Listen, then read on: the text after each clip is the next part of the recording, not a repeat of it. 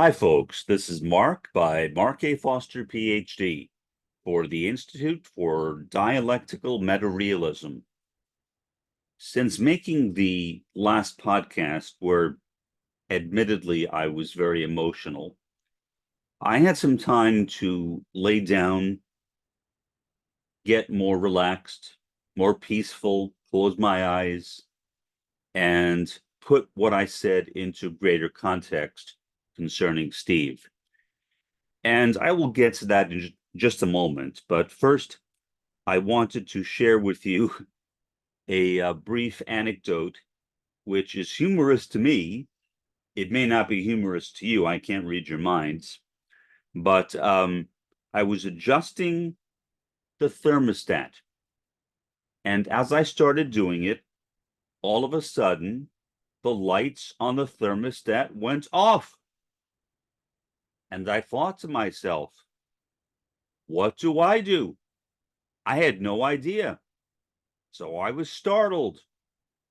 It wasn't in panic exactly, but I was clueless as to what to do. Then all of a sudden, it came into my mind. Ah, well, I didn't say but I thought the circuit breakers. So I went to the circuit breakers and I found the right switch, turned it on, and presto, the thermostat was back on. And then I thought, oh my goodness, what has happened? I have become my father. That's what I thought. I literally did think that because I remember that whenever anything like that would happen, when I was growing up and nobody knew what to do, the first thing my father would do is he would check the circuit breakers, and almost always that was the problem. And he would just flip the right switch and the problem would be solved. So I did the same thing and I fixed the problem too.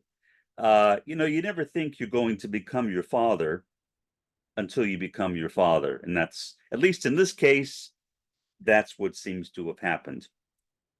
Let's get back to the main thing that I wanted to talk about, which is again touching on Steve, and in a somewhat more rational way, I hope, than I did before. When I was very emotional, I know, I realized that, because all this stuff was coming into my head at the same time. And as an autistic, I don't deal with a kind of sensory overload very well. If anything puts me into a state of panic, that is it. Now, even that, honestly, did not put me into panic mode precisely, but pretty close. I was certainly upset and I was crying and I did not know what to do. Well, to be honest, I still don't know what to do, but I realize that it is out of my hands. I am 2,100 miles away from the guy, so there isn't much else I can do other than what I have done already. Fine. So let me address the problem from a more Marxian perspective. And for that, I turn to my trusty Marxist companion, whom I have never met, Antonio Gramsci, who used the term subaltern. Now, did he coin the term? No. My understanding is that the term subaltern originated as a kind of military reference, kind of a rank below another rank, although I can't really explain it any better than that, but that's my understanding of it. But Gramsci took that term and transformed it into something totally different. Now, there has been a lot of debate over what Gramsci had in mind when he used the term subaltern. And I have read some of those debates. online, and some in books. There are certain people who argue that Gramsci was referring to the proletariat, period. That was Gramsci's term for the proletariat and nothing more. Then there are others, and I would count myself among them, who say no. Gramsci was referring to a social class below the proletariat, not the Lumpenproletariat, which is something entirely different. I mean, Marx clearly defined the Lumpenproletariat as a social class of workers without class consciousness. And if you've ever watched a MAGA rally, hopefully only on TV and not in person, I would not wish a MAGA rally in person on anyone, you have seen what I mean. I mean, here you have these desperately poor people, I assume, at least many of them, about a whole bunch of derogatory terms could be used. I will use the most least offensive one because it is a term which they themselves in the Deep South use to refer to themselves, and that is redneck. If you don't know the history of the term redneck, I will tell you. It refers to white people who worked right alongside black people on plantations in the South. And so essentially, in terms of economic status, they really were not higher or that much higher than the black people working on the plantations. But what they did have was their light-colored skin.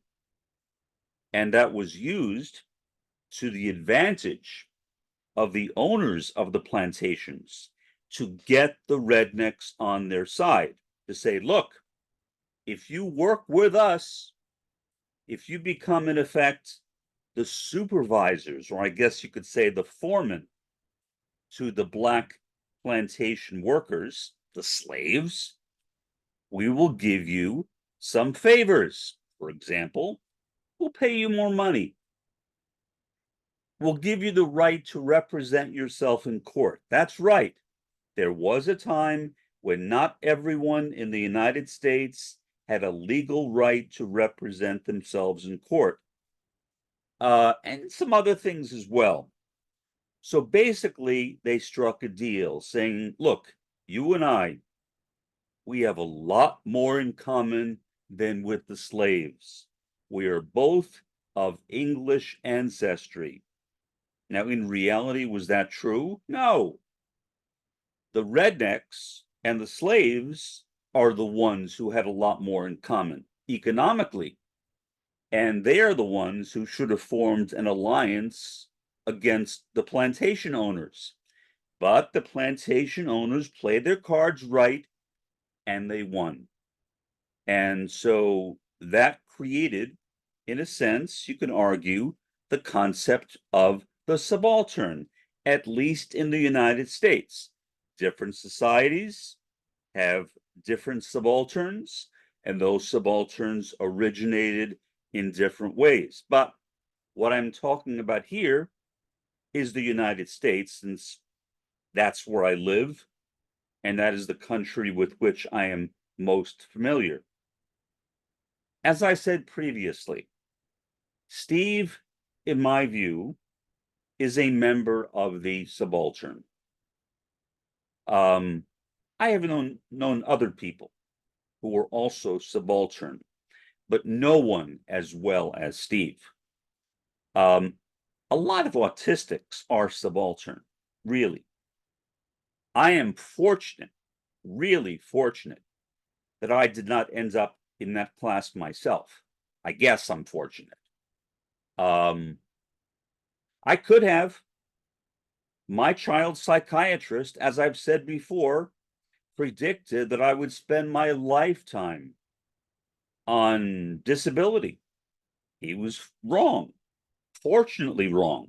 I got a Ph.D., became a college professor, and ultimately became an extremely wealthy man, which is honestly not something I'm entirely happy about. That may sound odd, but I'm not. There's a part of me, a big part of me, that wishes I was not wealthy. Now, in terms of the PhD and the professorship, yeah, that I'm happy about because I like using my mind, and the fact that I was able to earn a living doing that, yeah, that I like. But the rest of it, the money part, no, I don't really care for that too much. But I'm stuck with it. And so that's a burden that's been placed on me. And I will do my best to exercise that burden in the best way possible by making sure that the right people, and I haven't yet decided who those right people are, will get the money after I am gone, assuming there is a world after I am gone. I don't know. Well, assuming there is a first world, I should say, after I am gone. So I will try. I will do my best. I will not trust anybody else because I don't trust anybody else. I have nobody to trust. Why would I trust anyone when I can do it myself? There's no reason. So I'll make sure that I make the proper arrangements during my lifetime and then cross my fingers that things work out after I leave this mortal cage. Okay, now Steve is not in that situation. Steve is dead broke. He has no money at all. He is clearly in the subaltern. The subaltern are global. Well, for that matter, so are the Lumpenproletariat, but they are very different, right? Again, the Lumpenproletariat, like the MAGA people, are people, mostly poor people, but people without class consciousness. The subaltern are also poor, but in my view, they have the ability to develop class consciousness. And I have seen certain cases where many poor people, people I would not consider to be proletarians, who have developed class consciousness. And so what I'm saying is based on my own direct observations. I have witnessed it. So I hope that what I have seen happens with other people as well. Now, will it happen with Steve? Well, I'm not going to get into the specifics of Steve. I think that would be too personal, even though you don't know who he is. I'm not going to discuss the particularities of his life. That would be too personal. But I will say that Steve, given that he is 75 years old and most likely does not have that much more time on this planet, I mean, for that matter, neither do I at 68. I mean, I may live another 10 years or maybe 20 years. I doubt it. It's possible. My father died when he was 89, almost 90. So I guess I might live, say, another, I don't know, 21 years. Do I want to? Honestly, no. If somebody came up to me, as I've said before, and said, Mark, we will give you a choice. You can either stay here or die right now. Which do you choose? That would be the simplest question anybody could possibly ask me. I would say, die right now. And I would be exhilarated. And not because I look forward to death or even necessarily because I'm unhappy living in this world, although I guess I am sometimes. but because I just don't really want to be here anymore. And I do believe in an afterlife, as I've said before, and I would like to see people that I've known here who have passed on, and people I have not known here who may have lived generations and generations before me that I would like to meet for the first time.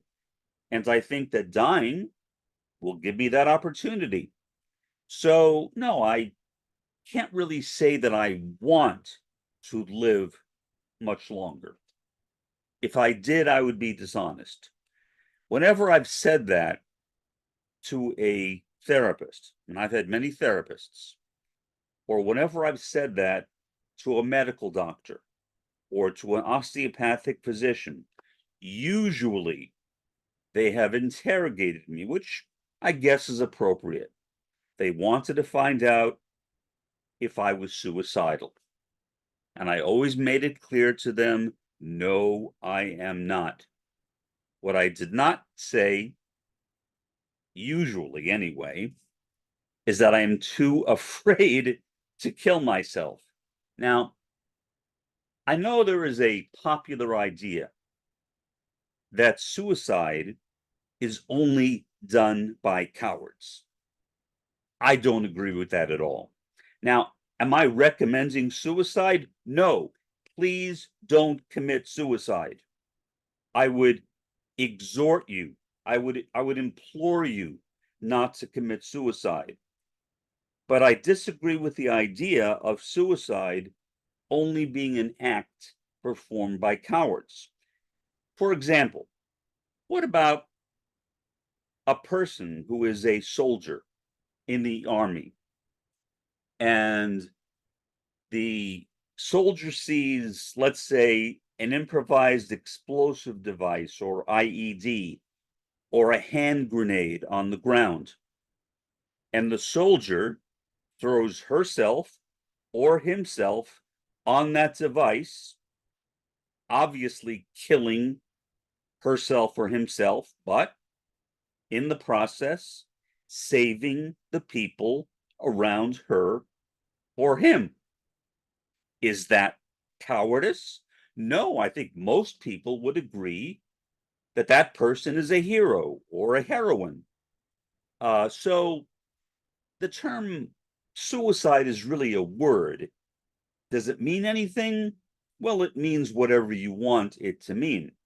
But no, I don't think that everyone who takes her or his own life is a coward. And I don't think that everyone who tries to save her or his own life is courageous either. Well, that may be something that most people would agree with anyway, because a person might say, I'm going to try to save my life by taking yours. That wouldn't be very much of a sign of being courageous to me, nor would it to most people, I don't think. But in any event, to get back to the subject of the subaltern, I would not recommend suicide for anyone, but I have known people who were subaltern who committed suicide. Being subaltern is really, really hard, especially in a capitalist country like the US, where money is worshipped, exalted, placed on a level above virtually everything else. The measure of one's own worth as a woman or a man. I had a friend who saw things like that. And he could never understand why I did not care about how my car looked. And I still don't. I mean, I could go out right now, well, maybe now is too late, but tomorrow, and buy a really nice fancy car for cash. I bought my last car for cash, but I could buy a much fancier one now and think nothing of it. I would not even notice the expense. I could do that. I have that ability. Most people do not. And I'm sorry, but who needs that kind of a nice new car anyway? To me, all that matters is that the car drives. And that's what I think when I look at that piece of junk in the parking lot. It may be a piece of junk, well, not really, but close, but it drives, so it's good enough for me. So I'm not worried about it. I don't care about it. Whenever I see my fiduciary, which is about twice a year, she is a very, very nice person. I really, really like her. She's about half my age or more. I think she's 35, which would make her, yeah, more than half my age. She always asks me, Mark, do you want to buy a new car now? And I say, no, I don't want to buy a new car until my current car stops working. She doesn't understand that. Uh, I think she thinks that I should buy a new car, but I don't see the point of it. I mean, why? If my car runs, if I can pump gas into it, if I can get from point A to point B, then why concern myself with buying a new car? It's a hassle having to get registration, license plates, inspection. Yes, they do require inspection here in Texas. I didn't know that. I've only lived in 3 states where inspections were required, and Texas is one of them. It's not that big of a deal. It's just a hassle. Once a year, you bring it by an inspection place. They take the car on a drive for about 15 minutes. Then they bring it back and they say, okay, your car is good. I suppose if they thought it wasn't good, they would tell me. I don't know. But I doubt it because they can't make any money on it. Inspection places are legally forbidden from repairing cars that they say are unfit to drive. So inspection facilities have no financial incentive to say your car is not, I guess the word would be roadworthy. All right, I've gotten off the topic quite a bit. Back to the concept of the subaltern. I am not subaltern, never have been. My family was certainly not wealthy. They were working class, but they were okay. My family got by. But my estranged sister is wealthy. I am wealthy. So it seems as though the wealth in our family pretty much skipped a generation. And what do you know? That generation was the generation that I was born into. That's the generation it skipped. Do I care? No, I don't care because I made it through okay, and I'm doing fine. It makes no difference to me. But I am concerned about people who genuinely are subaltern, people who are genuinely marginalized from society, people who feel like they have nothing to live for. That's Steve. He feels as though he literally has nothing to live for. I never know what to say to him when he tells me that. I never know what to say. Maybe I should know what to say, but I don't know what to say. So all I do is I try to comfort him. I don't try to talk him out of what he believes because I don't know how to do that. I'm not sure how I would talk him out of it because, like him, I don't really want to be here anymore either. So, how can I legitimately, feeling the way I am, talk him out of feeling the way he does? I mean, it makes sense to me why a rational human being living in this totally screwed up, and I was going to say a foul word and I stopped myself at the last minute, living in this totally screwed up world that we live in, not want to die. Now, the fact that I feel that way does not mean that I wish anybody would die. I don't. I want everyone to prosper. And am I happy about the fact that I don't like living in this world? No. I wish that this world were a communist world, a just world. That would be a world, I think, I would be happy to live in. But looking around and seeing people like Steve and others I've known throughout my life, I can understand why somebody would not want to live in this world. Now, would I tell him no? I would never say that to him. That would be entirely inappropriate. I think he knows I believe that anyway because of the tone of our conversations. And again, we've known each other since 1970. So it's hard to keep secrets from somebody who was that close to you. I mean, we are really good friends. We know everything about each other. I don't think I have a single secret from him. And I don't think that he has a single secret from me. For that matter, I don't think that I have a single secret from anybody. I'm a very open person about my life. I don't keep secrets usually. Well, I keep secrets of other people, but not of myself, because I have nothing to hide. I mean, what am I going to hide? The fact that I have a big bloated belly? No, I just said it, right? I have a big bloated belly. I need to lose weight.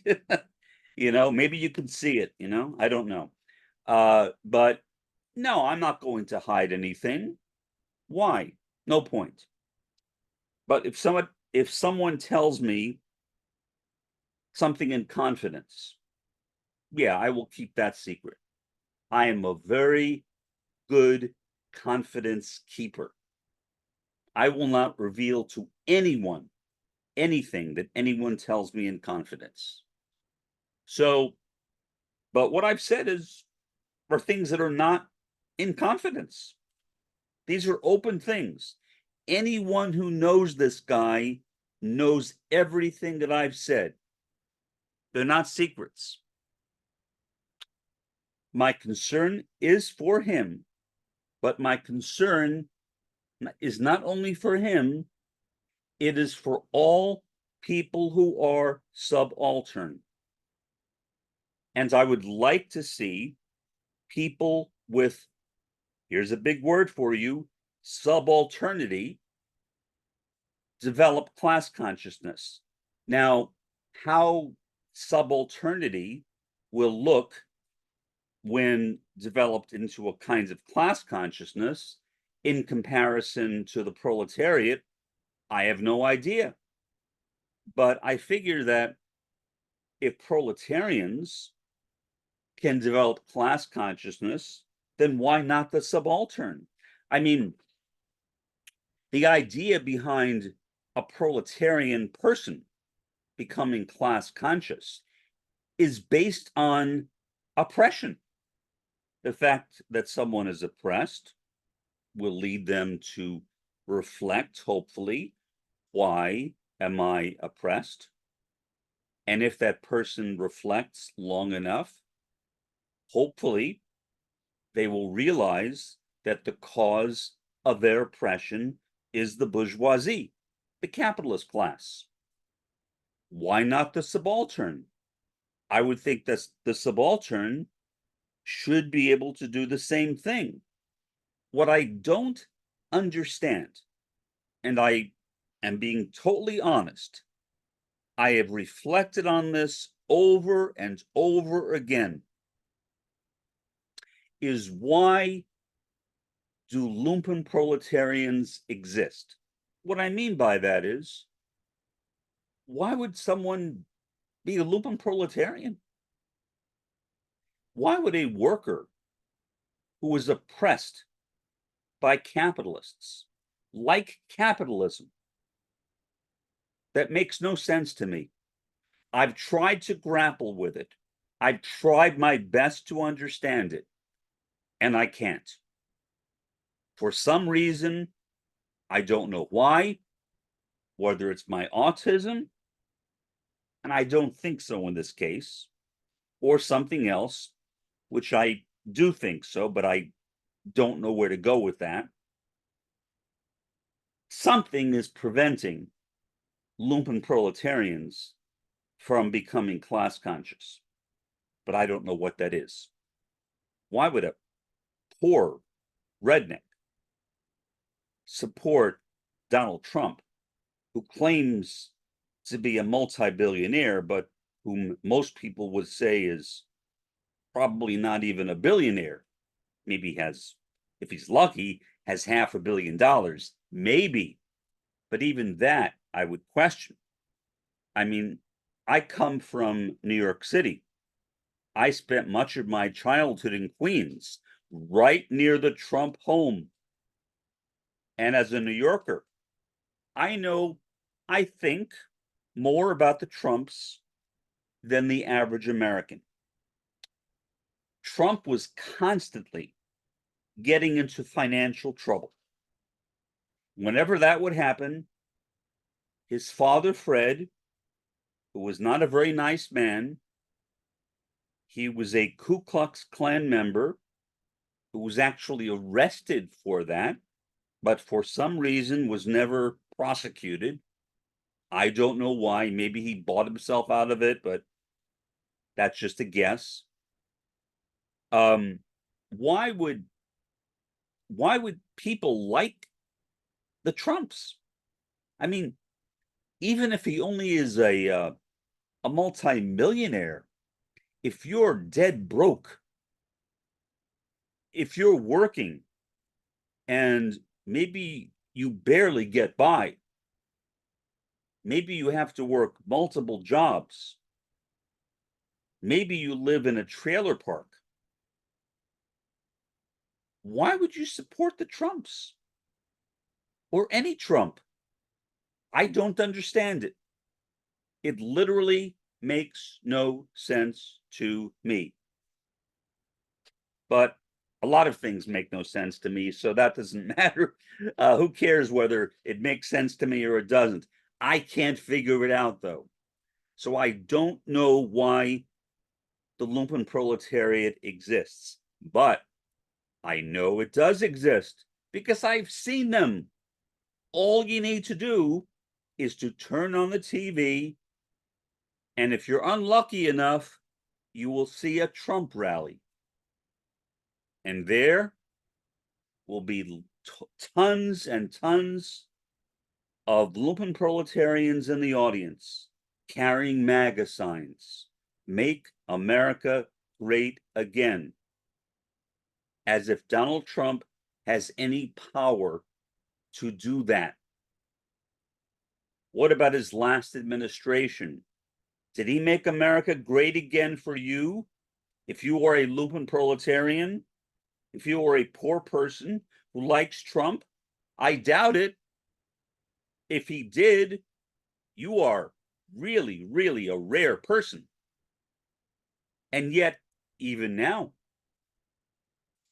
the MAGA movement is alive and well. So again, there is no similarity, in my view, between the lumpen proletariat and subalternity. They are two entirely different animals.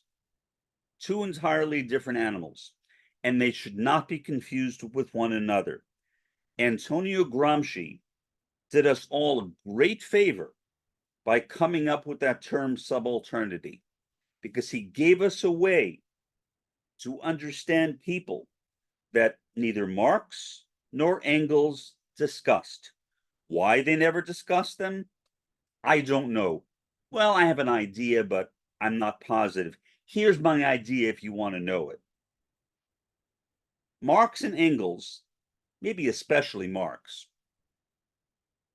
they were extremely optimistic.